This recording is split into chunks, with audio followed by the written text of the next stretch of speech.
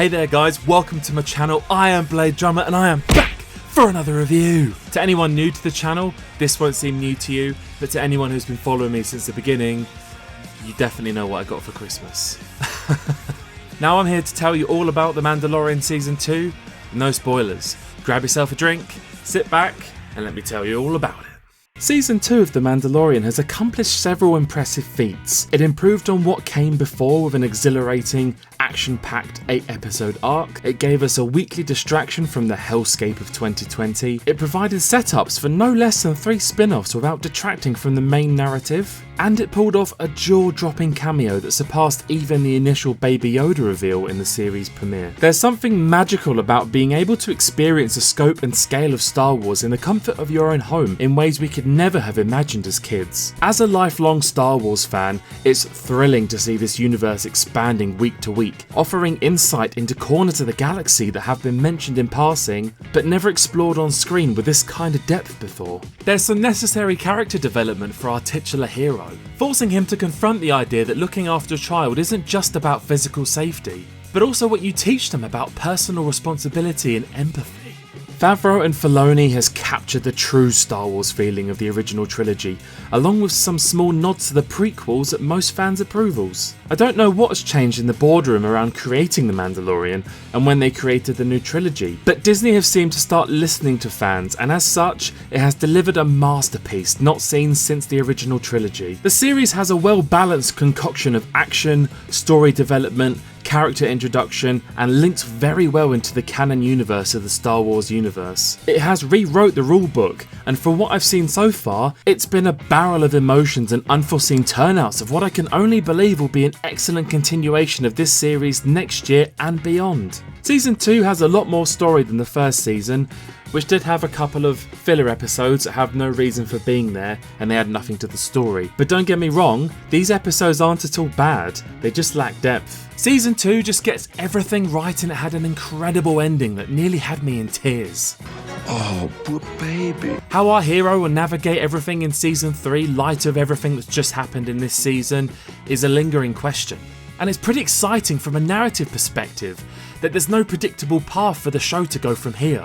Favreau and Filoni have managed to bring together all different kinds of Star Wars fans with this masterpiece by piecing together all the stories and honouring George Lucas's work and story. The subtle references, lore, characters, planets, ships, weapons, and so much more is what makes this show even more interesting. Favreau and Filoni just need to do everything Star Wars. They need to do like a 10-year contract and say, right, everything Star Wars now you take care of, because they absolutely exuberate passion for Star Wars, and it's very clear to see in The Mandalorian. I absolutely love Pedro Pascal in this show.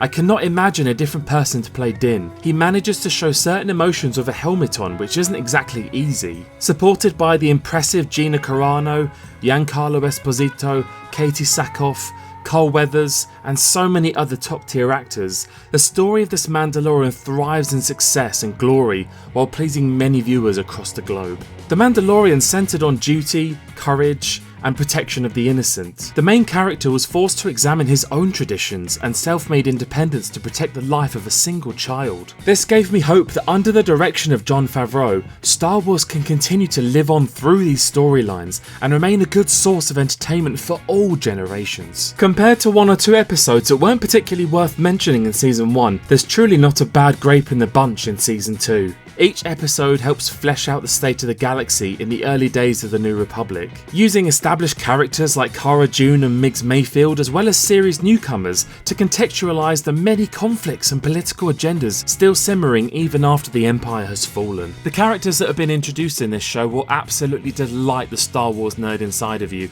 If you're not too much of a big Star Wars fan and you're not sure who the characters are, you will still love them all the same because they are badass and an absolute delight to watch. If you put a gun to my head and you said, tell me a negative thing about this show, it would probably have to be that the episodes are too short. There's not really a lot else I can say that's bad about this show because it just absolutely blew me away. The possibilities for what's ahead are endless, and now has never been a better time to be a Star Wars fan. Honestly, if you already have Disney Plus, get on this right now and watch it. If you don't have it, it's well worth your money just for this series alone. 9.5 out of 10.